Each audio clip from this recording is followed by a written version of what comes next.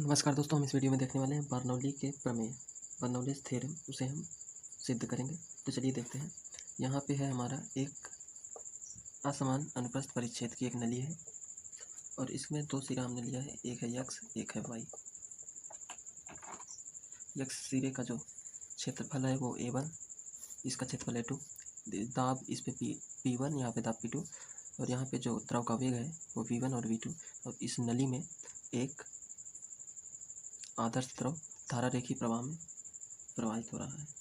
तो चलिए अब देखते हैं कि पहले सिरे x1 सिरे पर, x सिरे पर एक सेकंड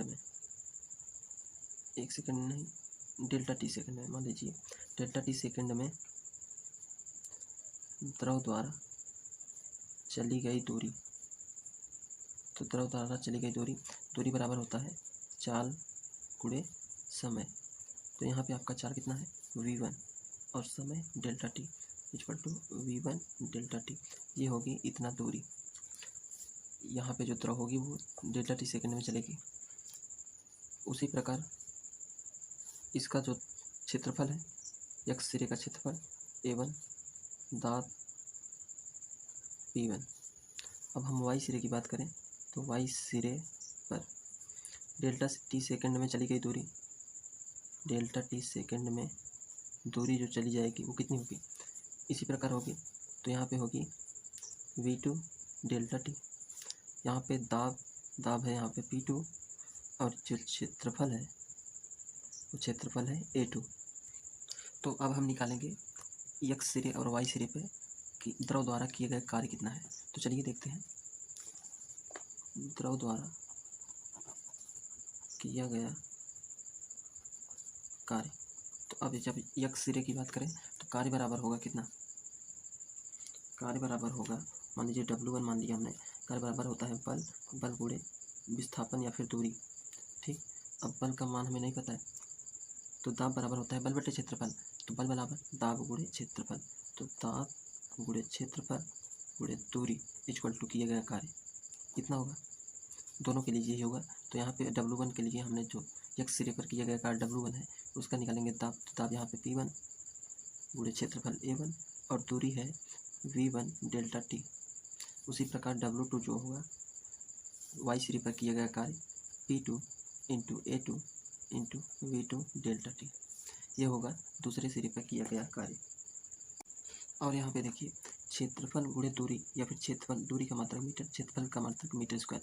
तो मीटर में स्क्वायर गुणे मीटर, मीटर क्यूब। तो मीटर क्यूब किसका है, आयतन का मात्रक है। तो यहाँ पे एरिया गुणे दूरी, ये क्या हो जाएगा, आयतन। ठीक, और साथ ही साथ हम जानते हैं कि असतत प्रवाह का समीकरण क्या कहता है, A1 V1 equal to A2 V2 आश्यान द्रव के लिए जब वह नली में प्रवाहित हो धारा रेखीय प्रवाह में। तो यहाँ पे A1 गुणे V1, A1 गुणे A2 गुणे V2, तो ये दोनों आपस में बराबर होंगे। साथ ही साथ डेल्टा टी भी बराबर है। तो यहाँ पे हम लिख सकते हैं P1 गुणे A2 V2 डेल्टा टी, यहाँ पे P2 A2 V2 delta T. तो दोनों को अब क्षेत्रफल गुणे दूरी को हम आयतन लिख सकते हैं। तो यहाँ पे हो जाएगा P1 गुणे V यहाँ पे वैल्यू, इसका हो जाएगा W2 का P2 गुणे V। यहाँ पे आप क्लियर लिख दें कि W1 जो होगा वो होगा P1 गुणे V, यानी x सिरे पर किया गया कार्य, और y सिरे पर किया गया कार्य जो होगा W2 होगा P2 गुणे V। ठीक, अब जब द्रव यहाँ से यहाँ पर प्रवाहित हो रहा है, तो जब द्रव यहाँ से यहाँ तक प्रवाहित हो रहा है तो उसे कुछ कार्य करना पड़ रहा है। तो देखेंगे यहाँ से यहाँ पर जब द्रव प्रवाहित हो रहा है तो उसे कितना कुल नेट कार्य करना पड़ रहा है। तो यहाँ पे लिखेंगे द्रव पर किया गया या फिर द्रव द्वारा किया गया नेट कार्य।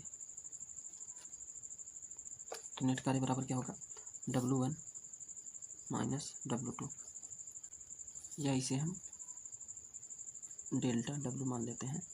तो डेल्टा W के बराबर क्या होगा, W1 minus W2, W1 equal to P1 V minus P2 V। तो वैल्यूम दोनों में कॉमन है, V कॉमन ले लेंगे, P1 minus P2 V common हो जाएगा। तो डेल्टा W इक्वल टू जो नेट कार्य किया जा रहा है x सिरे से y सिरे में पहुंचने में, वो हो रहा है इतना कार्य करना पड़ रहा है। या फिर हम कहें कि x सिरे से y सिरे तक द्रव को पहुंचने में इतनी ऊर्जा लग रही है, इतनी ऊर्जा उसे चाहिए x सिरे से y सिरे तक पहुंचने में। अब चलिए हम जानते हैं द्रव की 3 ऊर्जाएं होती हैं, तो दाब ऊर्जा की बात तो हम कर चुके हैं, यहाँ पे उसे इतनी ऊर्जा की ज़रूरत है।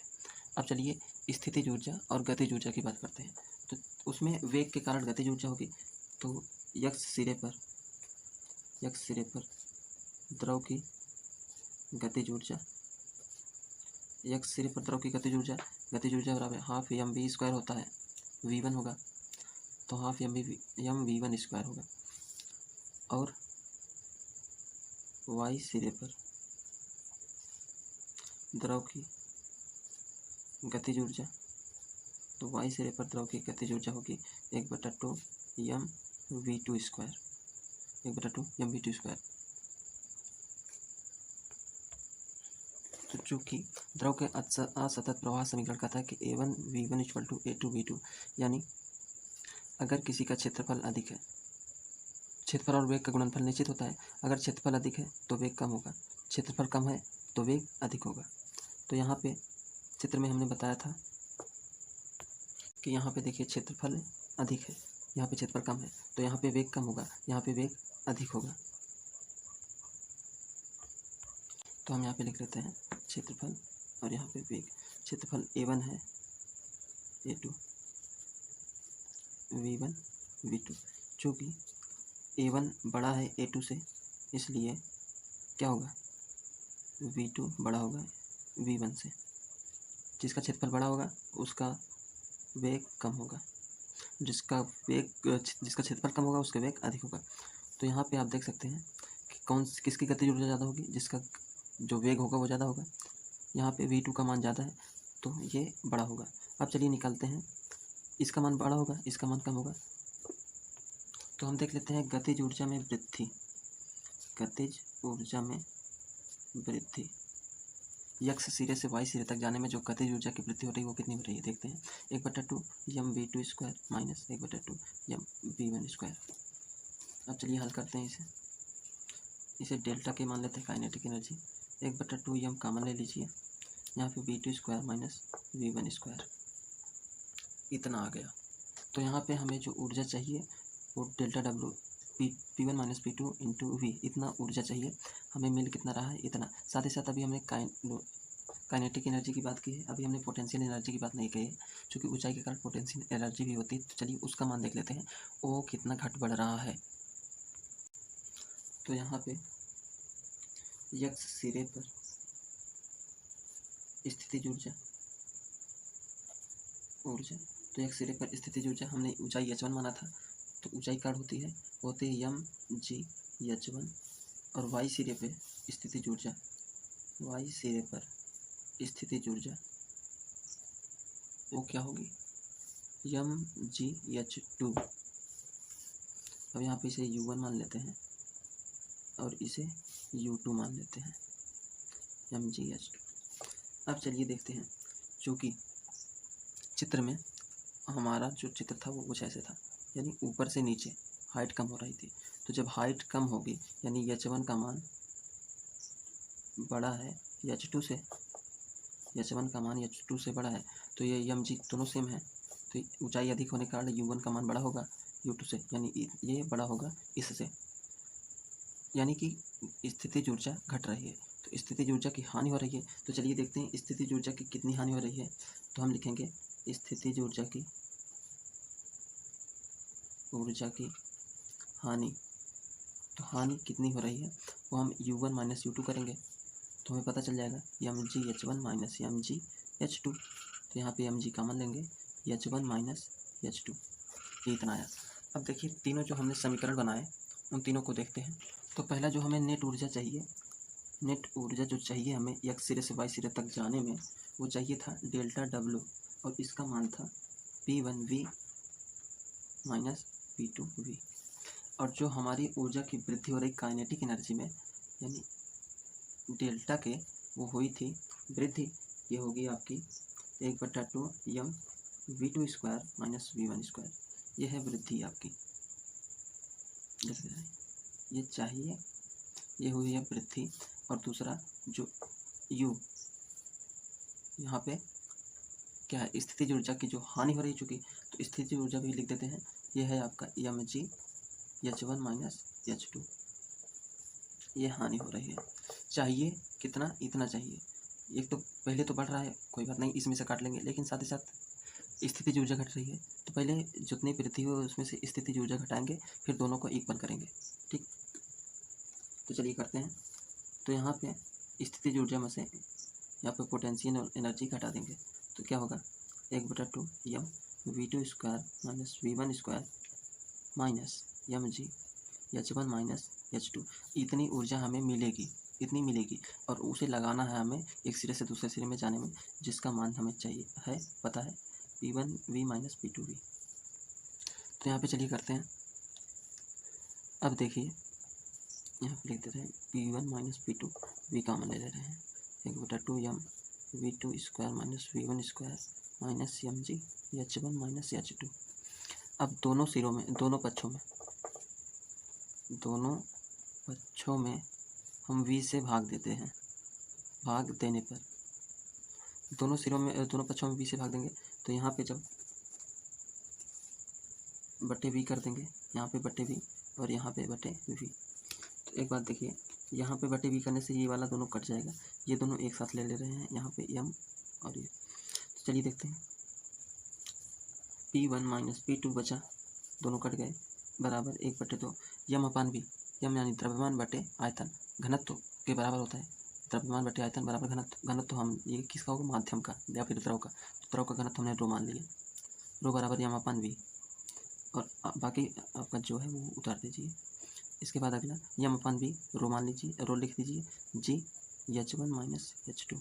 इसको और विस्तार कीजिए, P1 minus P2 equal to 1/2 rho v2 square minus 1/2 rho v1 square minus rho gH1 minus minus plus rho gH2। अब यहाँ पे सारे ऋण पदों को एक साथ ले लीजिए। यहाँ पे P1 माइनस है, ये उधर जाएगा, और ये प्लस है, प्लस वाले को इधर लाइए, यहाँ पे माइनस वाले को इधर लाएंगे प्लस में। तो जो माइनस है उसे उल्टी दिशा में ले जाइए, यहाँ पे माइनस है उसको इधर ले जाइए, यहाँ पे ये माइनस में है, इसको इधर ले आएंगे, तो ये प्लस में से हो जाएगा 1/2 रो v1 स्क्वायर, ये माइनस में इसे इधर लेंगे, ये प्लस में हो जाएगा रो gH1 इक्वल टू, अब ये माइनस में इधर लाएंगे तो P2 हो जाएगा, plus 1/2 rho v2 square plus rho gH2। ये है आपका सूत्र का निगमन हो गया, सूत्र सिद्ध हो गया। क्या हमें चाहिए था, यही चाहिए था। दाब ऊर्जा, गतिज ऊर्जा, स्थितिज ऊर्जा, दाब ऊर्जा, गतिज ऊर्जा, स्थितिज ऊर्जा, ये x सिरे की है, ये y सिरे की है।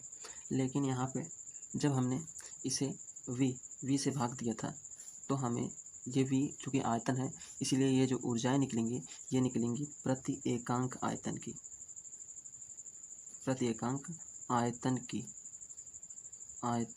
की ऊर्जाएं हैं।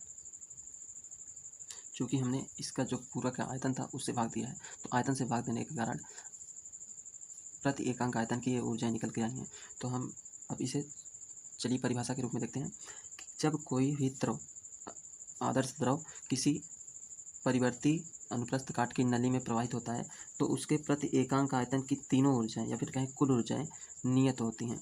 दाब ऊर्जा, गतिज ऊर्जा और स्थितिज ऊर्जा का मान नियत होता है, का योग नियत होता है, का योग नियत होता है। तो ये था आपके बर्नौली का सिद्धांत, बर्नौली का प्रमेय, जिसे सिद्ध किया हम लोगों ने।